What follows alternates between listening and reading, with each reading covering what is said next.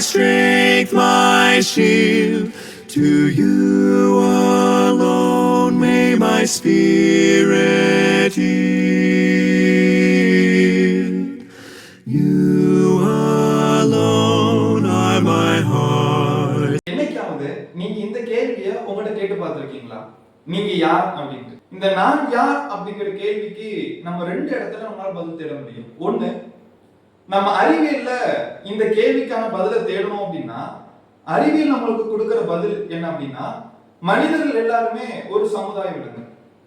ஆனா நம்ம கையில வச்சிருக்கிற வேதாகமத்துல நாம் யார் அப்படிங்கிற ஒரு கேள்விக்கு பதிலை தேடணும் அப்படின்னா வேதாகம் நம்மளுக்கு கொடுக்கிற பதில் என்ன அப்படின்னா நம்ம எல்லாருமே தேவனுடைய ரூபத்தில் படைக்கப்பட்ட அவருடைய பிள்ளைகள். உண்மையில நம்ம யார்?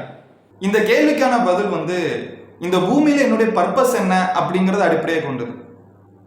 நான் ஒரு சமுதாய விலங்கா இருந்தேன் அப்படின்னா என்னுடைய வாழ்க்கையினுடைய நோக்கமும் எதுவாக தான் இருக்கும் அப்படின்னா ஒரு விலங்கை போலதான் இருக்கும். நீ கொஞ்சம் யோசிச்சு பாருங்க, ஒரு விலங்கினுடைய வாழ்க்கையினுடைய நோக்கம் என்ன? அதனுடைய மிகப்பெரிய வாழ்க்கையினுடைய நோக்கம் என்ன அப்படின்னா உயிர் வாழ்றது, அதாவது சர்வைவல் பண்றது. இந்த சர்வைவல் பண்றதுக்கு அந்த விலங்கு என்ன பண்ணும்?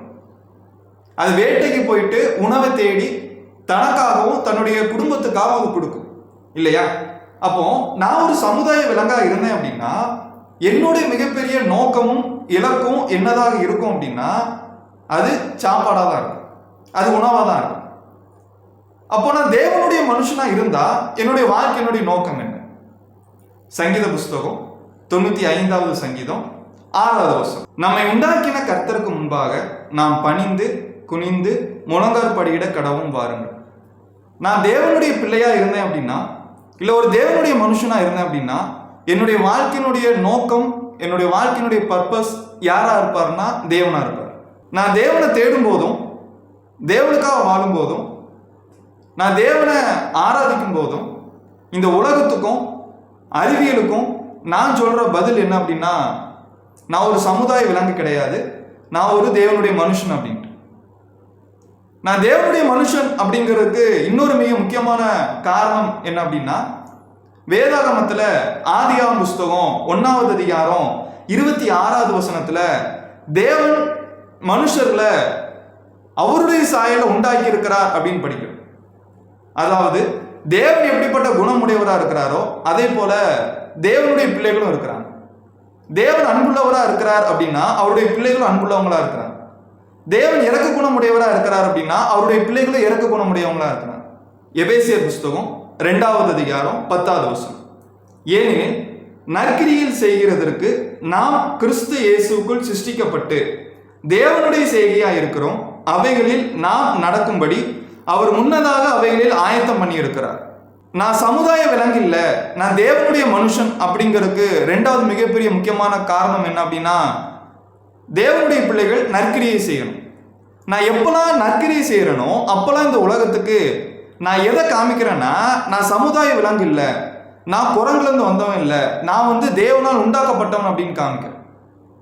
3வது காரியம் தீத்து 2வது அதிகாரம் 13வது வசனம், நாம் நம்பி இருக்கிற ஆனந்த பாக்கியத்துக்கும் மகாதேவனும் நமது இரட்சகருமாகிய இயேசு கிறிஸ்துவினுடைய மகிமையின் பிரசனமாகுதலுக்கும் எதிர்பார்த்து கொண்டிருக்கும்படி நமக்கு போதிக்கிறது.